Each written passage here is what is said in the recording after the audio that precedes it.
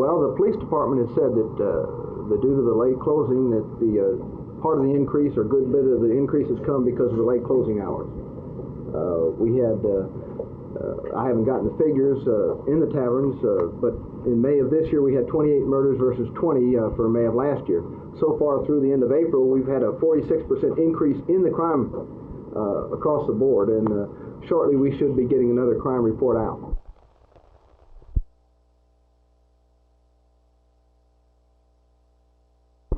Teel, apparently we gave more facts than most of the cities did. I noticed in one of the news articles that some of the cities did not reply at all. The Water Quality Board asked that we give them a comprehensive report, and that's what we attempted to do.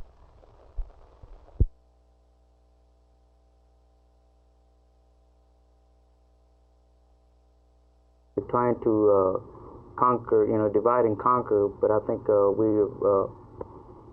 we have indoctrinated the people to the point that they cannot be fooled anymore. Housing Authority says that they have already cut the rent. Right. Your group says no. Right. So this is why the strike is on. And it will be on until we get all the demands. Better playground facilities, get the yards cleaned up, grass planted, and all these things. Better lighting, get all abandoned cars towed away.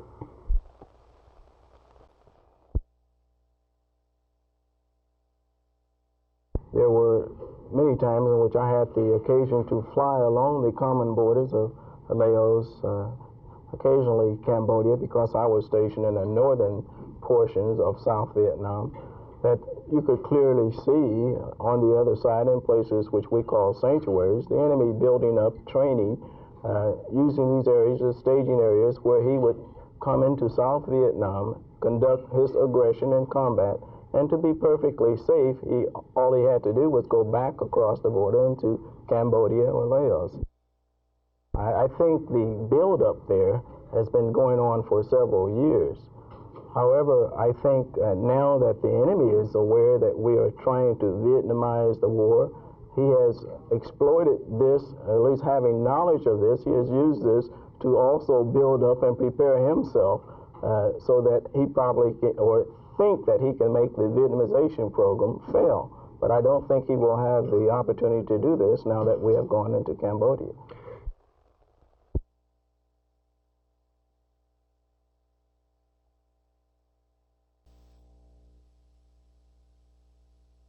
Most surnames come from one of four ways, either from the father's name, such as Johnson or Jackson, or an occupational name such as Smith or Baker or Miller, or a place name such as Hensley or Milton or Middleton, or the one fourth, a nickname type of thing, for instance, White or Brown or Red.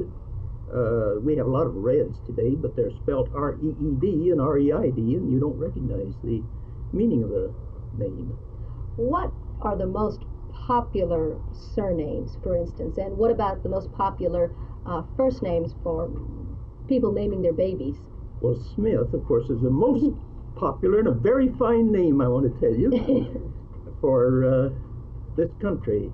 It's also the most common in England, the most common in Scotland. If you take the two spellings of S-M-I-D-T and S-C-H-M-I-D-T in Germany, you will have the most common in Germany.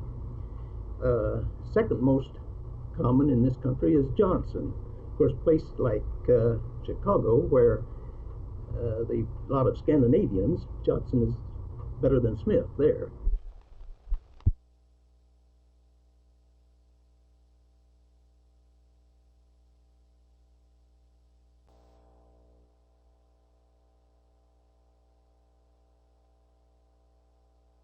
I think that Dallas has been pretty much of a leader in this field. We established an industrial waste ordinance before it was established in any of the other cities. It has been followed in many cities and in Texas. And Dallas is, I know, far ahead of many of the cities in other parts of the country.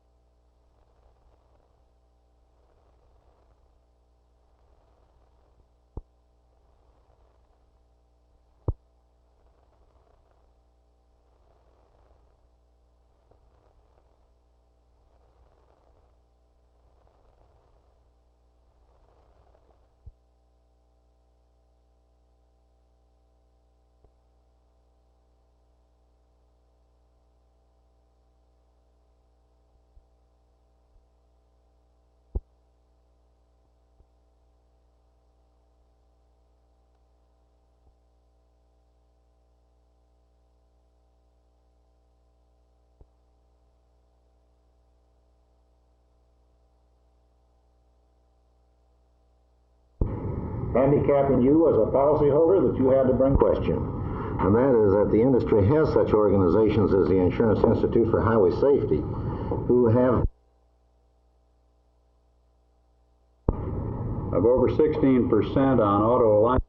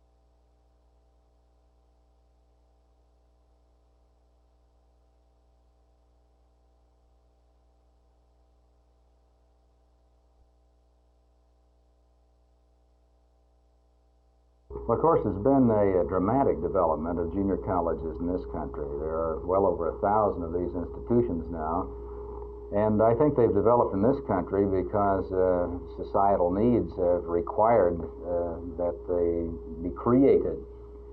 And now we're beginning to find about the same thing in many other countries, that technological developments, the desire of people for educational opportunity, people wanting their place in the sun and seeing education as the means toward this end, has required that there be developed institutions other than just the universities.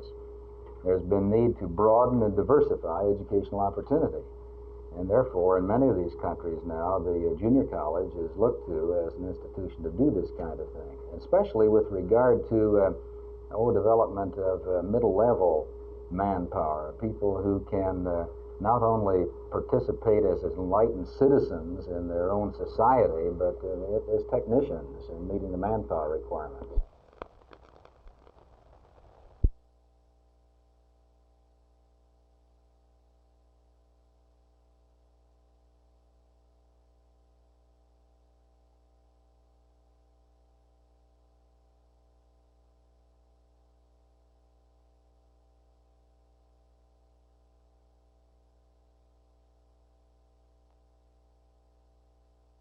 The figures, the city manager's office has told us that the figures show that since we've allowed the taverns to stay open at night, we've had a tremendous increase in the murders in that particular area. That's been the startling increase of the murders have been the ones that happen after midnight.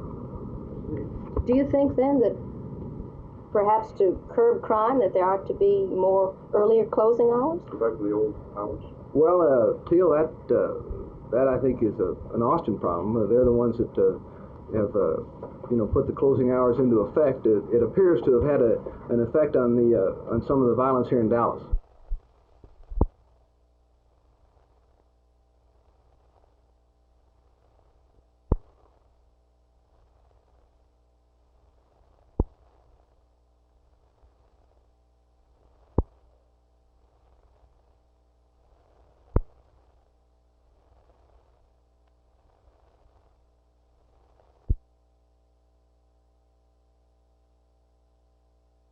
They say they have implemented it, but it has not.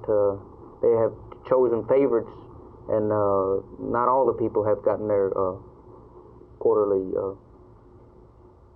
Would you have any proof of this? Yes, we do. And we are getting more evidence to present, and we're going to bring all these things out to the public so that the public can, be involved in it too. Why not bring it out right now? What is it? What sort of favoritism? What sort of things do you want? What are the complaints of the tenant? Well, in the Brooke Amendment says that the 20 quarterly of your annual wages should be for rent. Okay, a lot of these people, there's some that have received letters that they're going to pay $1, and there's some that their rent has gone up, and when their utility bill comes in, it's even higher, so that they might be paying $1 rent, but they'll make it up. The housing authority will make it up in the light bill, water bill, gas bill. They'll paying for repairs. They're overcharging for repairs.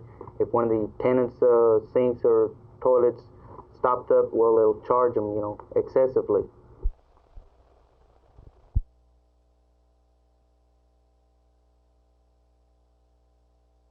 I mean, we fight this all the time, but we can't tell the doctors that they should cut their fees, or if the hospitals should cut the price of the rooms, or that the garage man can cut the price of his repair charges. He has the same problem with the labor costs. Hospital has the labor costs. So unless you can stop the spiraling costs, there's nothing we can do. Now, as an industry, if we got together and tried to have a common source for repairing cars, there'd be an uproar and a clamor, because we tried to do some of this a few years ago and were immediately told that we could not do it.